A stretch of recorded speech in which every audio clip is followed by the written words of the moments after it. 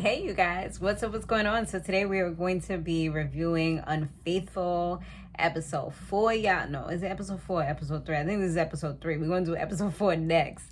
So definitely make sure y'all subscribe to the channel. You turn on your post notifications so you don't miss the videos that I'm uploading every week. Like, I'm bringing it to y'all. I'm bringing it. And as I always tell you guys, I am a certified relationship coach. So I do have some knowledge, some background in this stuff.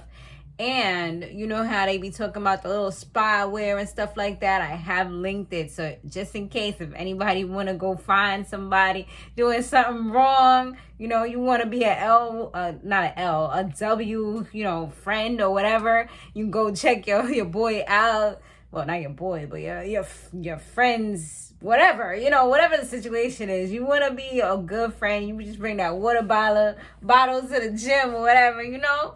Or for your cousin or your whoever it is, you know what I'm saying? But that's that. So now let's go ahead and talk about the episode. This one is Marlo and Corey. So Marlo's the one who came to the show because he feels like his boo thing, Corey, is stepping out on him. They've been together for 7 years, and one of the craziest things that did get revealed is that they haven't been intimate in that whole entire time. The reason why is because Marlo said that he's very religious. He comes from a very religious background. He kind of like, you know, kind of got turned out, you know, if you want to say that. I don't know if that would be a bad terminology. But, you know, like, Corey's the one who put him on to a different way of life and a different lifestyle. And he found out through Corey that he was actually bisexual and he was down for the cause. But because he was so heavy in the church, that's part of the reason why he's been kind of neglecting to move forward and give himself to Corey fully. He says they have done a little something, so I'm thinking they did a little heady head or, you know, touchy-feely and all that stuff, finger popping and all that good stuff. But I guess they probably haven't actually inserted themselves into each other and went the final, you know, you know, got to that P-Valley point, you know what I'm saying? If y'all seen that episode, P-Valley, y'all know what I'm talking about.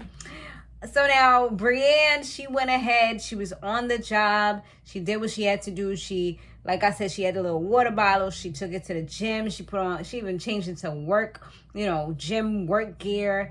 And she didn't really find anything at the gym. Corey was actually just working out. But then she also went to his dance studio because he is a dance studio instructor.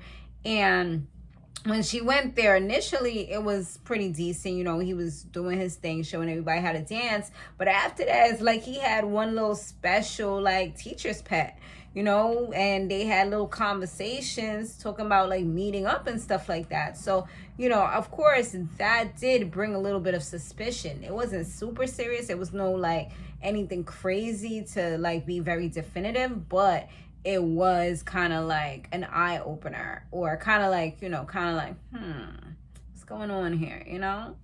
Inquisitive minds want to know. So now Corey tagged himself. This is why I stopped doing this years ago. Maybe like about 4 years ago, I stopped doing this. Well, actually, I actually initially stopped when Kim Kardashian got robbed. You remember? I don't know if y'all remember that. But because she was always sharing her location when she was at a certain place. So I stopped doing that. Like, I don't do it until maybe a day after. Sometimes it might even be a week after. Because I don't care about doing things for likes anymore. I don't know. It's just something that's no longer of interest to me. Like, I don't really care about that. I used to, like, be like, oh my God, I didn't get enough likes. Oh my goodness. I have the perfect angles and this and that. Like, now it is what it is. You know, like, I'm kind of over that whole phase. I don't want to be an Instagrammer or, you know, Instagram influencer, as they call it now. I am more into, like, doing videos and YouTube, and that's been my passion for probably a decade. If you don't know about me, ask about me. I got more than one channel, boo. My largest channel having over 50,000 subscribers. But just to get back on track, because, you know, I always be all over the place, they was up in there, and he ended up tagging himself at a restaurant that he was at. So this is how Breane knew where to find him. So she goes, you know, a little undercover, whatever, and she sees the two of them having like a grand old time, like just kind of flirting, taking shots, touchy-feely, you know, a little bit of everything that looks like it shouldn't be happening. And what like kind of sealed the deal was that there was several kisses. So yeah, that definitely let them know that yeah, they was getting it on, boo. Well, something was happening. They were very flirtatious, so you know, it definitely means like they got something going on, you know. So Kevin was able to, excuse me, to when they revealed all the information to him, to Marlo, Kevin was able to let him know that he's doing something that's referred to as breadcrumbing, which is where you kind of give the person, I like to call it nuggets. Like you're giving them little nuggets here, you're giving the other person little nuggets there, and you're giving them just enough to keep them around. But obviously, not everyone's needs are fully getting fulfilled. But he knows how to like kind of play with you a little bit, you know, like, yeah, you get this. All right, come to me, baby. You know? So that's kind of like what was happening in that particular situation. So now it was time to decide whether he wanted to join up with this guy whose name was actually LaShawn. And the crazy thing about it is that LaShawn actually was at their house before, and homie didn't really think anything of it. Marlo kind of just, it was a friend, you know, so he didn't really like suspect anything. So he was like, you know what, he does not want to team up with this guy. He don't want anything to do with him. He just wants to do it himself. At this point, he just felt like disrespected. He even was about to back out of the whole thing because he was like, he feels disrespected. He just wants to get up and leave and move, you know, like pack up everything and just be out.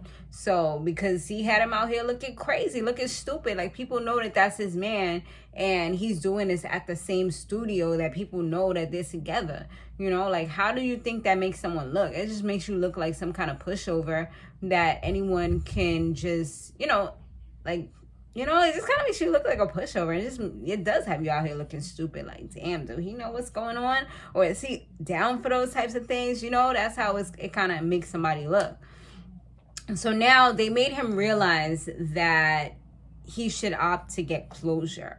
Because even if he was to just run away, he's always going to have this in the back of his mind, wondering, like, how could it have went? What would he have said? And Tammy even shared her own personal story about being a basketball wife and, you know, how she was out there looking stupid because she's out here rooting for her husband, her man. And at the same time, two little mistresses was over here doing the same thing. They all rooting for the same person. But eventually she had to talk to each and every one of them and get out what she had to get out in order for herself to find closure and move forward with her life.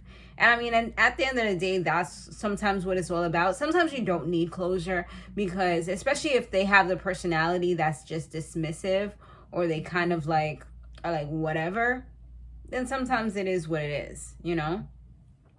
So yeah, they set up like secret cameras all over the dance studio. And Marlo, he said that Corey's normal defense mechanisms are to just be dismissive or argumentative or even like kind of switch blame, you know, kind of like say, oh, well, you're the reason why I did what I did, instead of like taking accountability for his actions and then moving forward from there. So what happened with that? Once they were able to do that, once they talked about that, so now they set up everything. LaShawn, he was up in the dance studio with Corey. They were flirting, hugging, you know, touching, feeling, like doing all kind of stuff that was like super inappropriate. So now it was time for Marlo to run up on them, and he sure did. I mean, he had told Tammy and them that he was going to be cool and chill. That did not happen. It's like what you think about in your head versus what actually happens in real life can definitely differentiate. Because I know with me, a lot of times I be planning things out that I'm gonna do in my head, especially if it's like a bad situation or whatever.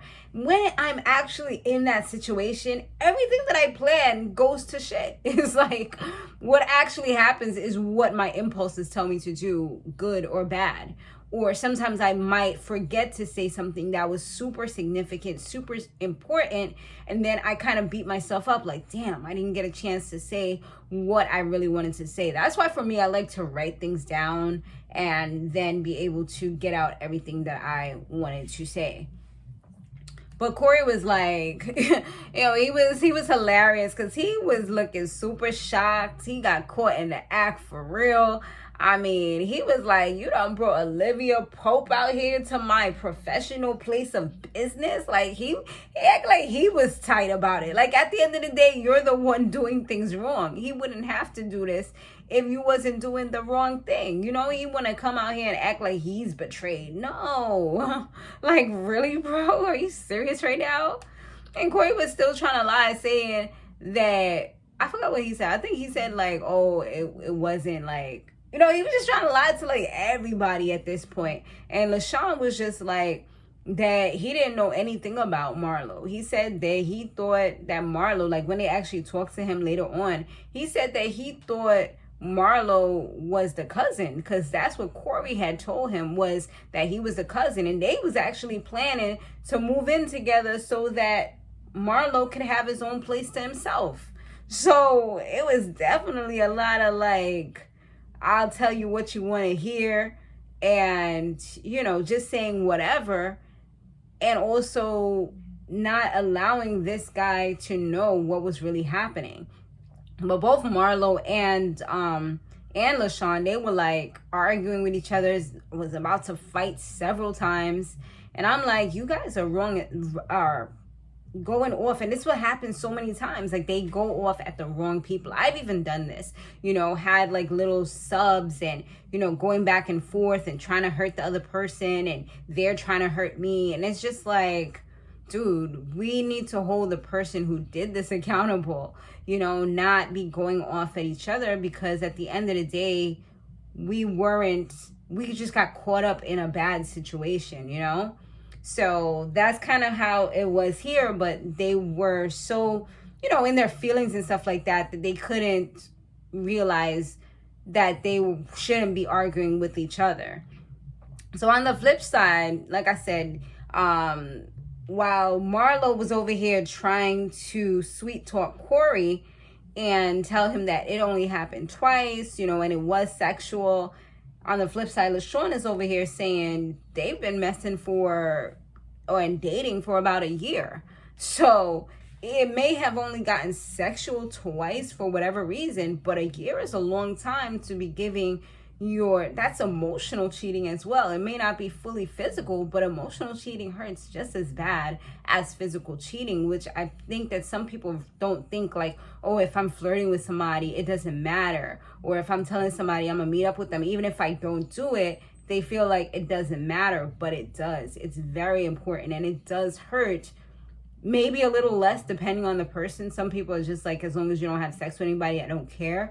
But depending on the person and how emotional they are, it can hurt just the same. So, yeah, I mean, at the end of the day, it kind of wasn't adding up. I feel like there was a little bit more lies, you know. And from the way, even though LaShawn didn't say we've had sex more than 2 times, because I don't think he heard that part, he did say, like, yes, we've been very active, you know, like, this has been real. You know, and at that point, it's kind of like Corey was just kind of like dismissing the fact that LaShawn's feelings were into it as well. And they did have like a little sit down and talk. And LaShawn was just like, you know, he can't believe that he's acting like they really weren't together. And I think that's the part that probably hurt him the most, is that he acted like it was just nothing. And Marlo even told Corey it was just for sex. There was no emotional attachment or anything like that. And it was when he did speak to LaShawn, when Corey spoke to LaShawn, he told him that as far as with Marlo, like, Marlo's the person that's going to always be there. He needed the thrill and the chase, especially at that time in his life, which is why he reached out to LaShawn. I mean, that's why he reached out to LaShawn and had the secret love affair going. So at that point, LaShawn's feelings felt hurt, and he snapped. he left, he was out of it, and he was just like, you know what, it's all right, I'm good, you know? So Marlo ended up, when they did reconvene, he ended up walking way out of it, just saying that he needed time and space to process everything and just kind of understand what was going on. And during the 3-month update, Marlo did say that they are back together. I'm just hoping that, because I feel like Corey was such a good liar, but I feel like he did learn a valuable lesson throughout this. So hopefully, you know, it was a one and done type of situation. I mean, this probably scared the shit out of him anyway, because he doesn't know if Marlo would ever do anything like this again.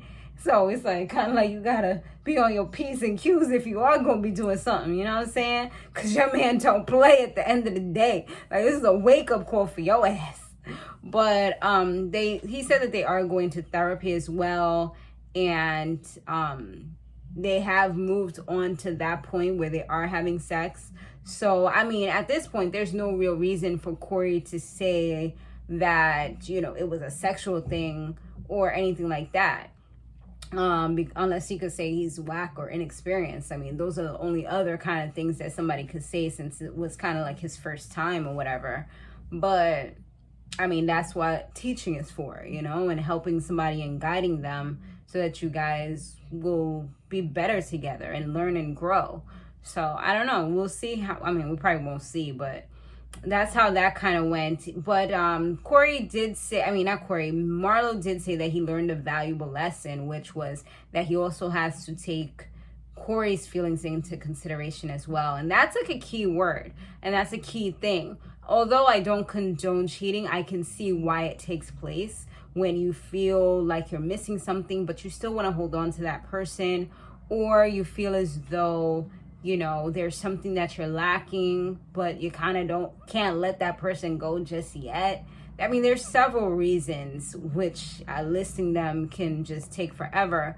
But that was a big one, which a lot of people tend to say. It's like, you know, they weren't taking someone else's feelings into consideration. For him, it was all about his religion. He didn't want to move forward because of that, because of church. But yet, you're gay at the end of the day, so that was something that he needed to heal mentally in himself in order to be able to move forward and not care what anybody thinks. Because at the end of the day, I'm pretty sure they know you're gay. So what, now you think, oh, if I do the next step, that means that I'm a sinner and I'm going to hell? Like, you know, it just kind of didn't make sense. And I feel like he was kind of brainwashed by the organization that he was in. I mean, because if you want to do something, you might as well do it all the way. You know, don't just dip your finger or your toe in it for many, many years and say, you know what, I ain't going to go. I ain't going to do it. Like, no, you got to pick a side, my brother. But that's that, y'all. I will see you guys on the next one. Later.